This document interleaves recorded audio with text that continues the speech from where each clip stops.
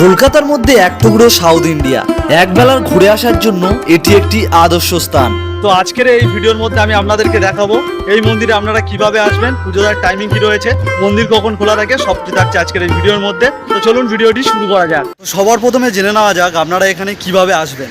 এখানে আসার জন্য সবচেয়ে সহজ রুট হলো মেট্রো করে আপনাদেরকে নামতে হবে গিরিশ পার্ক মেট্রো স্টেশনের 1 নম্বর গেট থেকে আপনারা যদি বার হন, এখান থেকে সামনের দিকে হেঁটে আসলে আপনাদের সামনে এরকম একটি 4 রাস্তার মোড় পড়বে। এই 4 রাস্তার মোড় থেকে ডান দিকে যেই রাস্তাটি চলে গেছে, এই রাস্তাটা দিয়ে আপনাদেরকে হেঁটে যেতে হবে। এই রোডটি সোজা পোস্তা পুলিশ স্টেশনের দিকে চলে যাচ্ছে। তো এখান থেকে আমাদেরকে 8 থেকে 9 মিনিট পায়ে হেঁটে যেতে হবে। গিরিশ পার্ক মেট্রো স্টেশন থেকে 8 থেকে 9 মিনিট পায়ে হেঁটে আসার পর আপনারা পৌঁছে যাবেন মন্দিরের সামনেই দেখা যাচ্ছে মন্দিরটি। এ যেন খাস কলকাতাতে এক টুকরো সাউথ ইন্ডিয়ান মন্দির। মন্দিরের কারুকার্য দেখে মনে হবে আপনারা সাউথ ইন্ডিয়ান কোনো মন্দিরেতে চলে এসেছেন।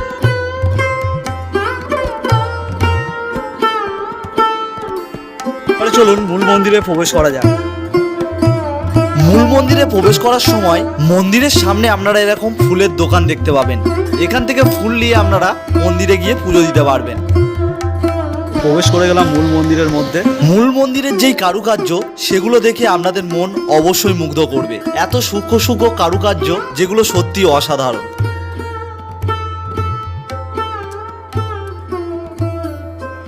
1960 সালে এই মন্দিরটি তৈরি হয়েছিল একেবারে দক্ষিণ ভারতের স্থাপত্যে, যেটি আপনারা এই মন্দিরের চারদিকে লক্ষ্য করতে পারবেন।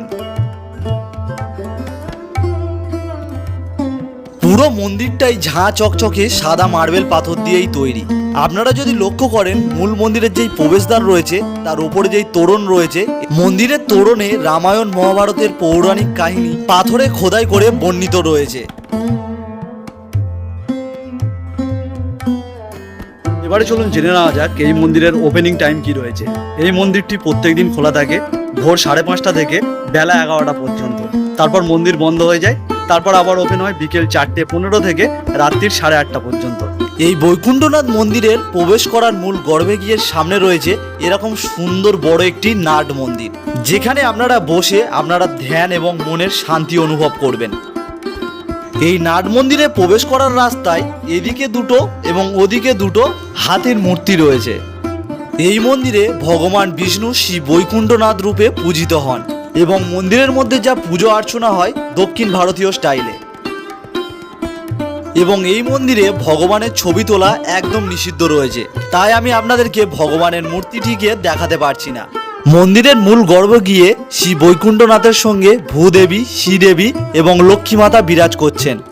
এবং এই মন্দিরের যারা পুরোহিত রয়েছেন তারাও সব দক্ষিণ ভারতীয়। এবং আপনাদের একটা জিনিস হয়তো জানতে ইচ্ছা করছে যে এই মন্দিরে ভোগ প্রসাদ দেওয়া হয় কি। তো জানিয়ে রাখি, এই মন্দিরে কোনো ভোগ প্রসাদ দেওয়া হয় না। এখানে আপনারা পুজো দিতে পারবেন, এমনি মন্দির দর্শন করতে আসতে পারবেন, কিন্তু এখানে ভোগ প্রসাদ দেওয়া হয় না। সত্যি খাস কলকাতাতে এত সুন্দর একটি মন্দির, আপনারা অবশ্যই একবেলা ঘুরে যেতে পারেন। এই মন্দিরের কারুকার্য দেখে আমি সত্যিই মুগ্ধ। এবং এই মন্দিরের যেই নাট মন্দিরটি রয়েছে, এখানে প্রত্যেক দিন বিকেল 5:30টার সময় সন্ধ্যা আরতি হয়ে থাকে। সেটা দেখার জন্য প্রচুর মানুষজন অপেক্ষা করে থাকেন।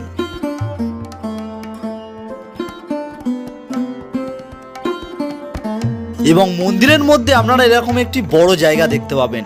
এখানে মন্দিরের যে সকল বিশেষ অনুষ্ঠানগুলো এখানে হয়ে থাকে, হয়তো মন্দিরের কোনো অনুষ্ঠান হয়ে গেছে বা আজকের হয়তো হবে, তার জন্য দেখছেন পুরো জায়গাটা কত সুন্দরভাবে সাজানো। এবং এখানটায় দেখুন ফ্যানের ব্যবস্থাও রয়েছে গরমের জন্য।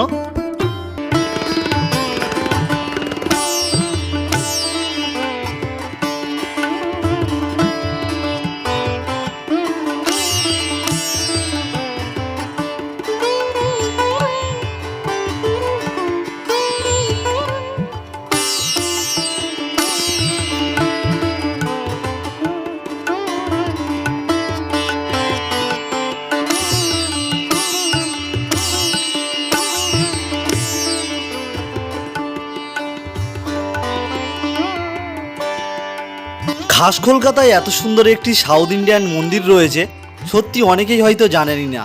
তো আপনারা চাইলে সকাল কিংবা বিকেল আপনারা একবার হলেও এই মন্দিরটিতে ঘুরে যান, আপনাদের অবশ্যই ভালো লাগবে। তো কেমন লাগলো কলকাতা শ্রী বৈকুণ্ঠনাথ মন্দিরের ভিডিওটি যদি ভালো লাগে অবশ্যই একটি লাইক করে দেবেন, আর এরকম ভিডিও পেতে আমার চ্যানেলটিকে সাবস্ক্রাইব করে রাখবেন।